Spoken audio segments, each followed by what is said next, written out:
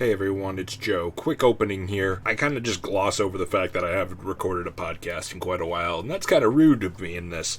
I had a back issue back in July, and then it was just really hard to get back into it, and I'm sorry for the long delay, and if any of you've held out and are listening to the, day or week of this release, I thank you very much, and if you're new, well, I hope it doesn't bother you too much that there's this intro. And another quick thing is, my sister and I recorded this podcast episode in late October, before Tasha's Cauldron of Everything came out, which we talk about rules that are now present in that were not present at the time of recording. So, that's all. Enjoy the show. Bye. Hello, and welcome to the Tabletop Team Podcast. I'm your host, Joe, and yes, it's been a while if you're listening to this in real time. We're not gonna worry about that. We'll just say it was a really long rest.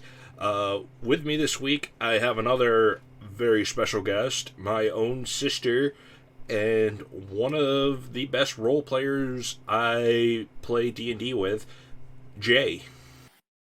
Hi, I'm Jay, also known as Justice Jay. I specialize in art and cosplay, and I'm a big D&D nerd. Yes, you are. The good news about taking big breaks in a podcast like this is I don't forget what happened because I follow a nice little questionnaire sheet that I send out to all my guests, so we could just jump right in with the questions. So Jay, when did you first hear about D&D/tabletop RPGs? Alright, I must have been like 12, maybe 13, and I remember our friend was hosting a kind of a Dungeons and Dragons type thing, and that's what we thought it was. So we were all going all out with these like fancy fantasy characters.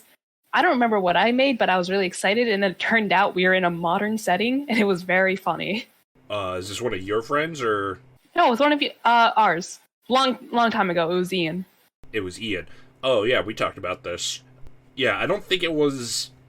I think Ian did kind of lean towards a modern setting, but I don't think it really was. It was just kind of a weird setting. Yeah. That's the one with, like, the lemmings that explode and... Oh, no, I'm talking about... Oh, that one? Yeah, that... No, I was thinking about a different one. It was like... It didn't... Because the one I was thinking about, like, it did not go long. We only did, like, a couple of sessions in his basement. Not even in ours. It was in his, I think. Yes, I remember what you're talking about. That one where we all made characters and... Because I'm pretty sure your first game was with us in the basement with the lemmings and stuff. Like, you were even younger then. Yeah, I remember, because that was, man, one of my first D&D characters, and it was... I don't even remember anything about her. I just remember that, like, she was possessed for a while, and thus got kicked out of the house and everything. And then we were making a joke about how she was no longer possessed, and we were like, so the demon just said no more, see you later. Something like that, yeah. Yep, and that was just a lot of fun. Good memories. Yeah, so, but, like, your strongest memory is the one where we all went full ham on fantasy characters and Ian just threw us in a weird modern setting anyways. Yeah, definitely that one. Definitely earlier days of when we just kind of made stuff up and didn't really plan out. Oh well, that's just how it worked out. Yep. So, what's one thing you really like about D&D, and what's one thing you don't like? Just to get out of the way, the one thing I don't like, it feels so like in depth that I can respect that, but also it gets very confusing, especially it's very intimidating to new players and especially dungeon masters, because there's just so much to keep track of. There's so much to keep in mind when you're like writing environments and characters and settings. Yeah, and then to find out that the players go left when there was only a right-hand turn.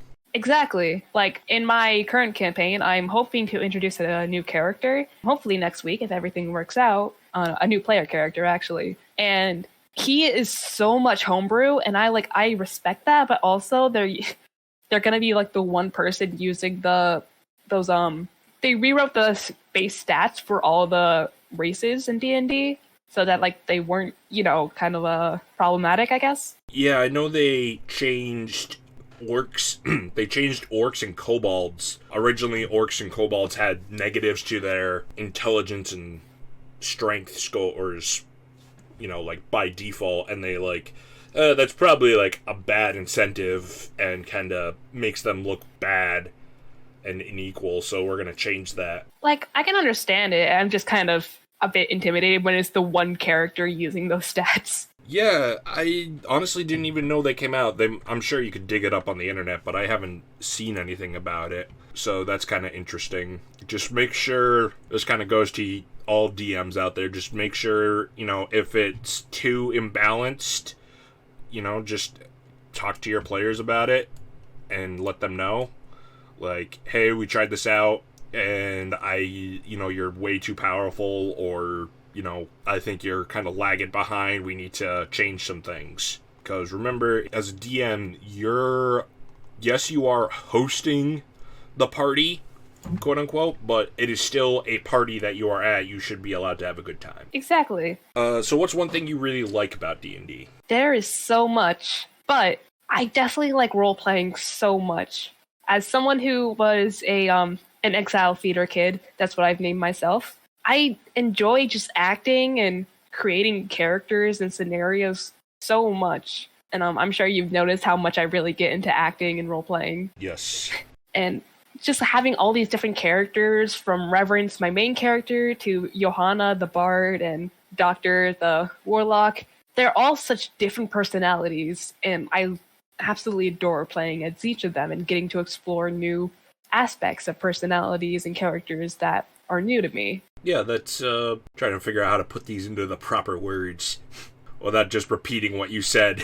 Yeah, like, I know a lot of people who, they'll, admit that their characters are pretty much just self-inserts so they can just mess around. But, I can really admire that, a lot of my party, at least a couple people in my campaign, they've admitted to usually doing self-inserts before, and that's why they are trying to take, a much more different turn in this game, and I really appreciate it. Yeah, that's definitely understandable. Because with our main group, while there are people like you and Jason who roleplay very well, there are other people who I feel like are just there for the combat scenarios more than the roleplaying. And that's okay. With D&D, combat and roleplaying are the two main pillars that hold up the game. So yes, it's cool that if you enjoy one over the other, because I prefer roleplaying, even though I still love the combat. It's just, some people definitely lean more towards one or the other, and it shows. Yeah, definitely. I do prefer role-playing. I really enjoy it, but also I do have a lot of fun with combat too. I'm so used to playing as Reverence. Just Reverence's fighting style had adapted between Barwalk Season 1 and 2. They went from being, a pretty heavy magic user to finally actually figuring out how to be a rogue, and I really like that development personally. And it's just so much fun to actually be a powerful character and actually playing it right. Yeah, now you just need to find a way to trickle a little magic in there. Yeah, I'm still trying to. Well, I'm used to playing the rogue part now. To be fair, you're the most wholesome, least edgy rogue in all of D&D. Exactly. I really like characters that break the mold almost comically like that. Because you see so many rogues and that stereotypes is oh, they're so dark and edgy. And honestly, the original Reverence was that way too in the unfortunate one shot we played. But they changed a lot and they became a much more upbeat, but inside kind of serious character. And I've grown to love Reverence so much more than I first started. Yes. So what was your first game like? And I'll say that this can be kind of whichever game you have the strongest memories of, since I think we established you have a different game. And then yes, I want to count just the first actual campaign I guess I was in, which is just Barwalk Season 1, and I honestly really did love it. I love how everyone got they got really nice rounded out arcs. Everything was just so well written, in my opinion. I cried multiple times, even if I was the odd one out with that, because I just got so into the characters and the scenarios, and there was just so much to be explored in it, and it was just such a well-written campaign, in my opinion, so props to you for that. I should probably mention, in case if you haven't listened to the first episode with Jason, where we talk about our current campaign, I run a homebrew campaign called Barwalk in my own homebrew world and everything. and we're currently on what we're calling Season 2, because we did a massive, like, story and arc and everything, and then I wanted it to be like, oh, you guys thought this was a big threat? Well, wait till you see this. And when we got to that point, 3 out of 5 of our players really wanted to change characters. And, that threw a small wrench into the works, but we, worked on it, and now we're in what we're calling Season 2, which we're calling that because we have some of the same characters, Reverence and Henrik, and then we have a bunch of new folks. And then, of course, like, all the things that happened from Season 1 have, like, it was a year later in game, so there was fallout and different things, like effects from the last campaign, or season, I guess. Yeah, definitely like a big advantage, I guess, to having some of the different characters was that you got to mess around with what happened to the old characters as well. I hope I never forget what became of Bruce the Bold, because it was just such a haunting reality, and it was just so good. Again, I talked about this with Jason in the first episode, but Bruce the Bold started off as this chivalrous knight, I'm the hero of everything, shouts his name whenever he introduces himself, and super, like, proud and noble, and then through a series of corrupting magic items became like the first, like, major villain that the party had to face off at the very beginning of the campaign. And it was kind of cool because it was one of those things that I kind of expected that you guys would have, ran into him, like, early, but I honestly didn't expect it to be the first arc, like the first real arc in our Season 1 or Season 2. And it made things much more interesting because I think it really brought to light to everyone, like, because, while the players aren't the same characters, the players kind of are like, oh crap, there's something bad going on. It was a really good way to actually just start off the campaign to really make us see, like, oh shit, this is how it's gonna be. Yeah, I had it so, this is a peek behind the scenes, but most arcs, I think a lot of DMs do this, while, like, I have it so it doesn't matter, like, which order you do it in, it kind of will be the same regardless of when you start it. But I actually had plans for Bruce the Bold and the city he was in, Sun City, which he renamed to Bruce City, which is now renamed back to Sun City. So, Sun City, formerly known as Bruce City, formerly known as Sun City. Yes. I had plans in my mind anyways, like, the longer the party took, because the party has a set time. They have a year in game to get, like, the whole continent/country together and, like, get their magic items all powered up so they can stop this menace coming. And I had it planned out where, like, the longer it took the party to get to Sun City and meet up with Bruce, the more, like, militarized and expanded and dark it would have been. So there would have been, like, less. So, like, if you went, like, towards the end of the year, like, there would have been almost no civilians in the city. It would have been, like, just a full, like, military fort, and that was kind of the base of it. I didn't really need to go into too much details because, like I said, y'all went there pretty much straight away. Yeah, and, like, all of that makes so much sense, too. Like, from the outside perspective, like, I never thought that you actually would have planned that far about what would have happened if we didn't head there first. And it just, to me, it just shows how well thought out this campaign was. And I know that, as we all do, we still do a lot of things by the fly of our seat, but we have a good time, and we have a story to tell. We do, and we keep getting episodes delayed more and more, and hopefully we get to play soon, because we have a fun monster truck rally coming up that I definitely want to talk about in a future podcast when we're done with it. Oh, I'm so excited for it. So, moving on, this might be, within the same vein. Do you have a favorite game you've played? Or, like, maybe a specific moment? Or let's just... I guess we'll just stick with game, because the next question is your favorite D&D story, so... Yeah, wow.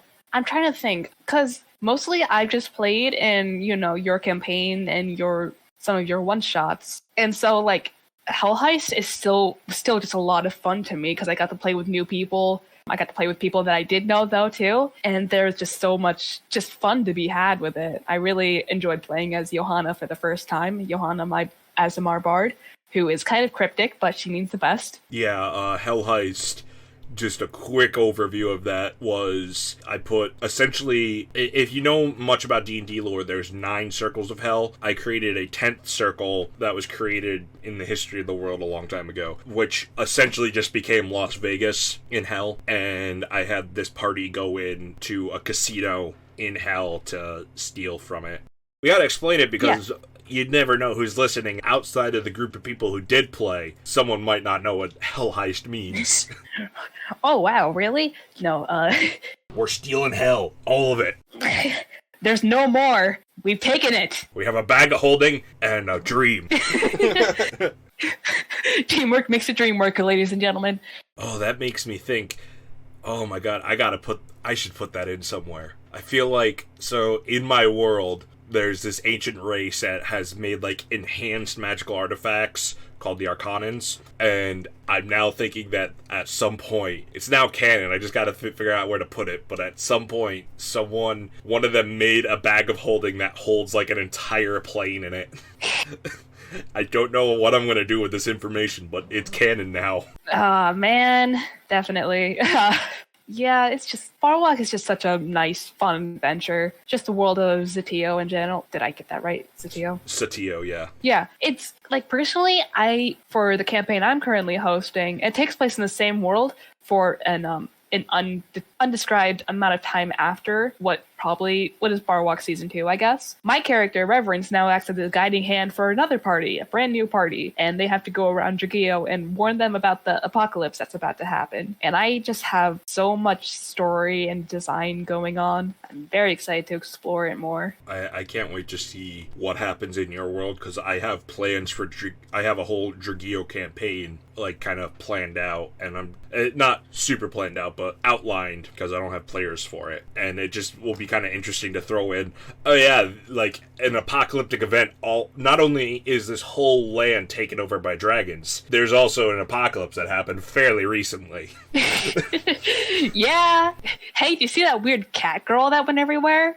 I don't know what's up with her. The party is just so much fun because we have Frank, who, is an undisclosed race right now, so we're not going to get into too much into that. We have a little cat, we have a tabaxi, a bug person, an Azamar, a couple of humans there, but it's just such a good party. It is so diverse, there's so much fun, and they all have such different personalities. Yeah, and then there's us, with Jeff and Bernard. Jeff being a fighter with a beard, always. Even when he's a barbarian, he's still a fighter. Exactly. So do you have, like, a favorite D&D story? I probably have a lot, but honestly, just as of recently, I think one of my favorites, definitely just like a little thing that happened in Barwalk Season 2, was when Reverence, they were helping explore this manor, and while there was a huge distraction going on, they found this very small amount of very potent alcohol, and they went on a drunken rampage. And it was so much fun to act out and just hear about what happened. Because clearly, like, I had no idea what was about to happen when Reverend's downed that thing. I didn't think it was much. But then seeing how badly everything turned out, even if, like, no one was really hurt, I say that we're going to ignore the dead bodies. It was just fun eventually just messing around with that. Like, it wasn't much. It wasn't super important, but it was just one of the most amounts of fun I had role-playing in a while. Well, I'm glad to have provided that. I thought it was kind of funny when Henrik finds you, like, in an attic somewhere, and you're talking about the Aladdin movie, or you're pitching the idea for it. Yeah. Like, because it's been kind of hinted at that Reverence is, like, slowly gaining future vision, I guess. I think that's what we're going for. But it was just a really weird, like, intoxicated version of future vision, where instead they just saw present day real world, and they were like, hey, so I got this idea for a movie. I don't know what a movie is. And it's not like, and while it's, some people will be like, oh, that's metagaming or whatever, breaking character. I want everyone to know that in this universe, I created a character known as the Quizzard. I believe I talked about him in the Julian episode. And I'll tell you who he's heavily inspired off of. If you've ever seen the classic Disney film The Sword and the Stone, Merlin in that, if I remember correctly, I'm almost positive this happens, but he like time travels and he talks to Arthur. I'm pretty sure his name's Arthur. I just remember Merlin. And I know it's like supposed to be King Arthur, but I don't know if they called him that. Yeah. But he like time travels and he talks about like cars and like TV and stuff or movies to Arthur.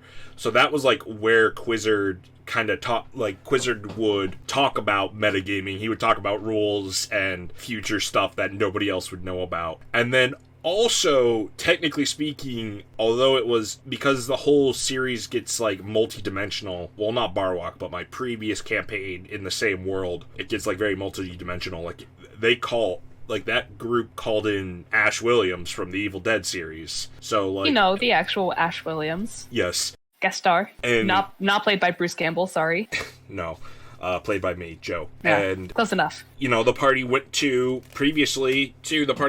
a an artificer shop, and it was full of like references. There was like a batarang and like a star rod from Kirby and a fire flower from Mario. And our player Jeff/Bernard at the time, I think we talked about this again on the Jason episode, but he picked up a vial of poison that he was super obsessed with, and I was super vague about it. I was just like, it's like a purple vial and it's got like a skull on it.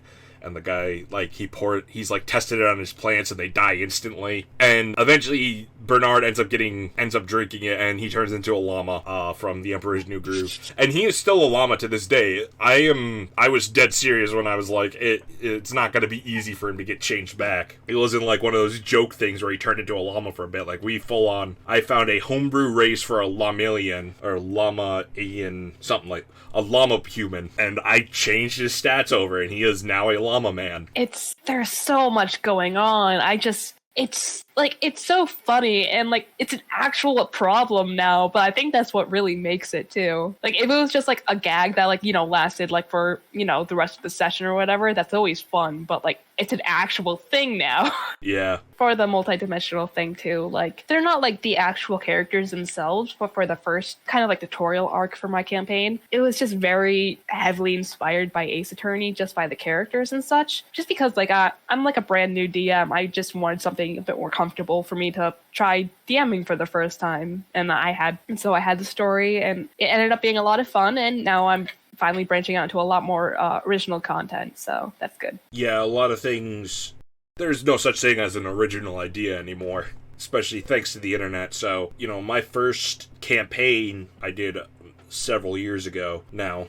God, it's been so long. That was a lot of things on it were inspired by other things I heard. Like, the characters had to get 3 orbs, which I took from Wind Waker, because you had to get the 3 orbs to, like, I had them do something else, but I believe you had to have them to, like, get the Triforce or something. I haven't played Wind Waker in forever. And then there was, like, a Lich that was, like, the main boss, and it's like, that's a trope in a lot of D&D and RPG games, and, there was a lot of things going on. And, eventually you branch out and kind of start being like, well, here's how I can like put my own spin on it. Because upcoming we have a Demolition Derby, which uses the Infernal War Machines from Descent into Avernus from D&D Wizards of the Coast. And, that it's going to be, I've had that planned for so long since I've started really like fleshing out season 2. Like I'm like, at some point I'm going to get them to go to hell and get into a Demolition Derby. And it's very Mad Max-esque as well, like, which I'm pretty sure everyone knows that's what the Infernal War Machines are pretty much based off of, is Mad Max. But yeah, that was a real like string of thoughts I couldn't really like, I don't know if I'm going to piece together or keep or not, but we'll find out. Just keep going, we'll figure it out. Exactly. Yeah. So with that, we're at the questions section. I don't have any emails to read, and I'll do all that shilling at the end of the episode. But, Jay, is there any questions you had for me? I don't know. I guess currently I'm just excited to see what you have to offer for the rest of Barwalk, see how any of that stuff may affect my campaign as it takes place in the future. And I'm also very excited for the Epitheta Race / anime campaign inspired one-shot you've been alluding to. Anime campaign is a tabletop role-playing game that was originally streamed on Surprise Round Twitch. And it's just a very homebrew system. You roll a d20, see where you land, see what happens. Very simple, very role-play heavy. And I'm very excited to see what you get to do with it. Yeah, I think we need to, like, get a group together, like a solid group, and come up with, like, some characters so I can, like, I kind of like building around, even though I have a lot of ideas, I still like the idea of building around the characters instead of building something and then putting the characters into it. Yeah, absolutely. And I mean, that's not always true. Like, Hell Heist, like, I had, like, this idea for stealing something from a casino in hell, like Ocean's 11, or honestly, it was, I'll tell you what, that entire one-shot was inspired by the heist episode from Rick and Morty. Oh, yeah. One of the few episodes of Rick and Morty I actually watched. You know, and then I got into, I also was recently into Grand Theft Auto 5, and we've done the Diamond Casino heist a bunch of times, so that also helped, like, inspire it. However, I will say, I do kind of want to run it again with a different group, just to see if we can get it more heisty, because by the time we got to the end of it, it was kind of like, okay, we've been playing for like 6 years now, time to wrap this up and skip over a bunch of stuff. Yeah. I mean, it was still good, and I enjoyed it. It just, I would like to run a more of an actual heist campaign instead of the bard distracts everybody while the others go down into the basement and kill everyone else.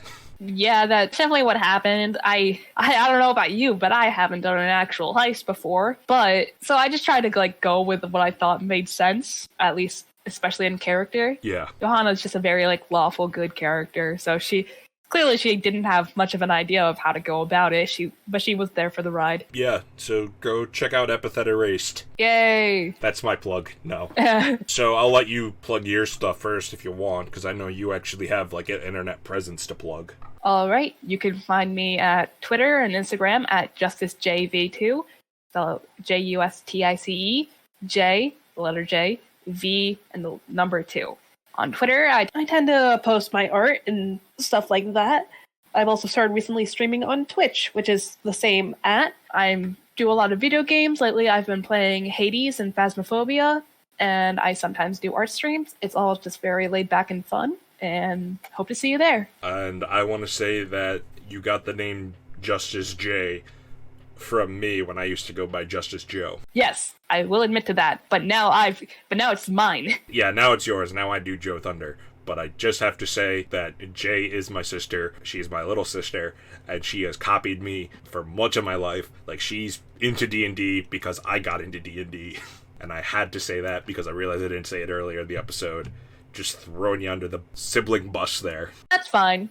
You wouldn't have JoJo brain rot if it wasn't for me. That is true. I am obsessed with JoJo now. But that's not this podcast. Unless if we talk about the JoJo RPG that I looked up, and it was confusing, and I think I'm just gonna stick to D&D and modifying the rules slightly. But that's for another episode. So, I am Joe Thunder. You can reach me at DMJoeThunder on Twitter.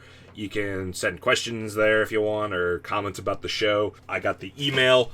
It is thetabletopteampodcast at gmail.com. It's a lot, but that's kind of how it works in Gmail nowadays because everyone's got freaking Gmails out the wazoo. So that's it. That's thetabletopteampodcast at gmail.com. I'm on a slight tangent that I have to talk about.